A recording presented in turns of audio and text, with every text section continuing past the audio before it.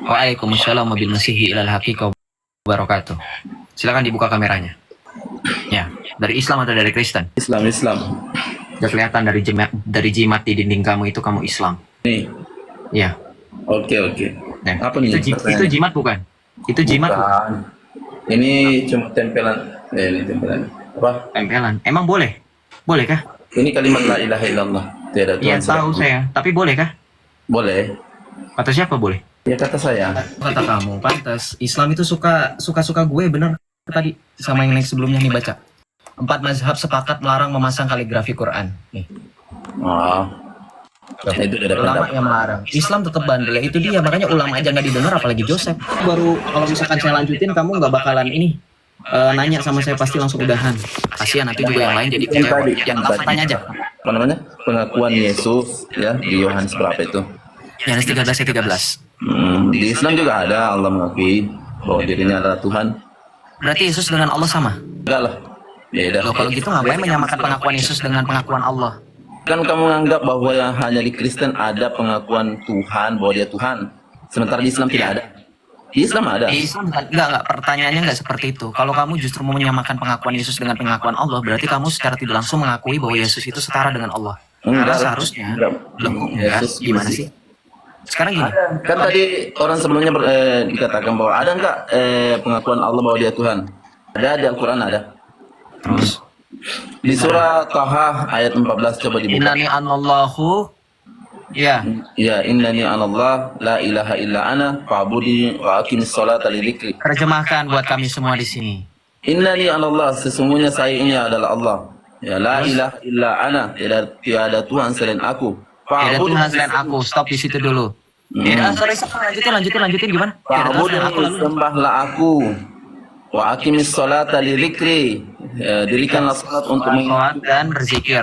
Sekarang saya tanya sama kamu, berarti dari kalimat itu Allah overclaim dirinya adalah Tuhan, yang pertama. Yang kedua, tiada Tuhan selain dirinya, dan tiada yang disembah kecuali dirinya. Betul kayak gitu? Oke, buka surah Al-An'am 108 yang tadi saudaramu sempat mau baca tapi dia gemetar. Buka surah Al-An'am 108. Ya salah itu. Kan Allah kamu itu inkonsisten dalam perkataannya. Jadi gini, di dalam Toha ayat 14 dia overclaim. Dia mengklaim dia satu-satunya Allah. Sama seperti saya ini adalah satu-satunya manusia paling cerdas di muka bumi.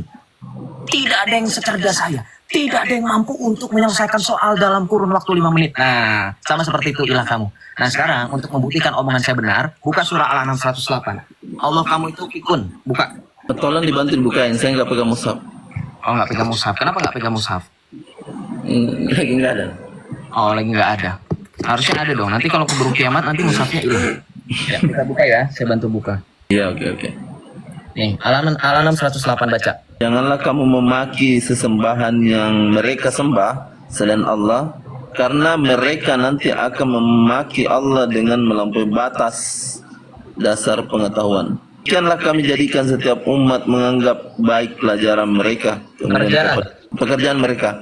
Kemudian kepada Tuhan mereka lah tempat kembali mereka. Lalu Dia akan memberitahukan kepada mereka apa yang telah mereka kerjakan.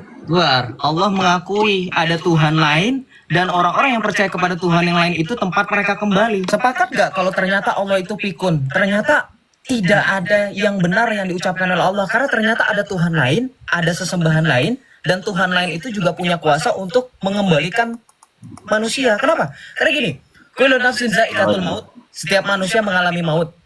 Kemudian pasti orang Islam akan menggunakan dalil inna lillahi wa inna ilaihi raji'un. Terjemahkan artinya. Saudaraku Yosef, ayat no, jangan lari. Inna lillahi wa inna ilaihi raji'un. Ayat yang tadi. Iya, ini kan karena HP saya mati. Coba terjemahkan inna lillahi wa inna ilaihi raji'un. Bentar, ini dulu. Enggak, terjemahkan dulu. Inna lillahi wa inna ilaihi raji'un. Terjemahkan. Sesungguhnya kami dari Allah dan kami dari Allah dan kembali kepada Allah. Allah yang mana? Allah Rabbul Alamin, Tuhan semesta. Allah Rabbul Alamin. Lalu kenapa Allahmu nggak pede dengan dia adalah Rabbul Alamin, tempat kembalinya makhluk, justru menganggap ada Tuhan yang lain yang juga sama mampunya dengan Allahmu untuk mengembalikan tempat manusia? Enggak, ini dulu yang di atas dulu, yang di atas. Jangan lompat-lompat. Oh, saya nggak lompat-lompat. Saya dari tadi pakai ayat pertama mengatakan wala tasubbul ladzina, ya janganlah engkau memaki Tuhan mereka sesembahan selain Allah. Ya, janganlah kau memaki sesembahan selain Allah. Maksudnya sesembahannya Yosef, yakni Nasrani, ya. Memang kita diajarkan tidak boleh menghina Tuhan kalian. Iya, ya, jadi pertanyaannya nggak usah ngejelasin ada Tuhan lain, orang Kristen percaya Yesus, orang Buddha percaya ini, orang ini. Enggak, saya nggak nanya itu. Kamu jangan lari. Di dalam surat Toha yang kamu tadi bacakan di awal, Allah kamu mengaku dia satu-satunya Tuhan. Dia satu-satunya yang disembah. Ya, kemudian ditambah dengan dalil innalillahi wa inna ilaihi rajiun. Sesungguhnya kami berasal dari Allah dan kepada Allah lah kami kembali. Sekarang kenapa di ayat ini Allah kamu mengakui ada Tuhan lain, ada sesembahan lain, dan Tuhan itu juga mampu mengembalikan umat yang bekerja dalam sesembahannya. Itulah bentuk toleransinya ayat ini terhadap agama lain. Bukan toleransi, itu artinya Allah kamu nggak konsisten. Allah kamu nggak mampu untuk menetapkan bahwa dirinya itu betul-betul satu-satunya Tuhan, satu-satunya sesembahan. Coba baca lagi surat Toha 14. Kamu renungkan, kamu kaitkan dengan surah Al-An'am 108. Kalau Allah satu-satunya Tuhan, la ilaha illa ana, fa'budni, dan seterusnya. Kenapa di ayat yang ini Allah mengakui ada Tuhan lain yang juga disembah, yang juga Allah mengakui Tuhan mereka itu tempat kembali mereka. Jadi Allah nggak pede dengan dirinya. Nggak pede dengan dirinya. Loh, kalau kamu membandingkan Yesaya 49 ayat 5 misalkan ya, saya matikan dulu. Yesaya 49 ayat 5 misalkan, dalam perjanjian lama nih. Yesaya, ini kan kalimat la ilaha illa apa? La ilaha illa kan tuh. Dalam Yesaya 49 ayat Yesaya 49 bentar. Yesaya 46 ya. Bentar. Kalimat la ilaha illallah itu ada dalam Alkitab, teman-teman. Di mana? Nih, saya buktikan ya. Nah, ini. Yesaya 45 ayat 5. Nih, kita buka dalam saya ambil Alkitab Arab deh, biar ini ya, biar enak. Udah lama gak buka Alkitab ini ya. Udah lama gak buka Alkitab Arab. Arab. Sabar. Jangan geruduk-geruduk Joseph. Sabar, Joseph gak kemana-mana. Nih, saya bukakan Alkitab bahasa Arab. Kita buka nanti. Tebal sekali ya Alkitab ini. Yesaya 45 ayat 5. Betul nggak sih Yesaya 45 ayat 5? Ya, ini kalau kita pakai bahasa Arab ini nih, terbalik-balik dari kanan. Jadi saya agak sulit, beda dengan Alkitab bahasa Indonesia ya. Ayub, Nehemia. Loh, kok dia turun? Kenapa dia turun? Apa dia sudah takut? Gak bisa jawab, udah dihubungi sama teman-temannya. Jangan bertahan, nanti gak bisa jawab kamu. Karena ternyata konsep kita nyontek dari ini, dari kitab dari kitabnya Oten, ya.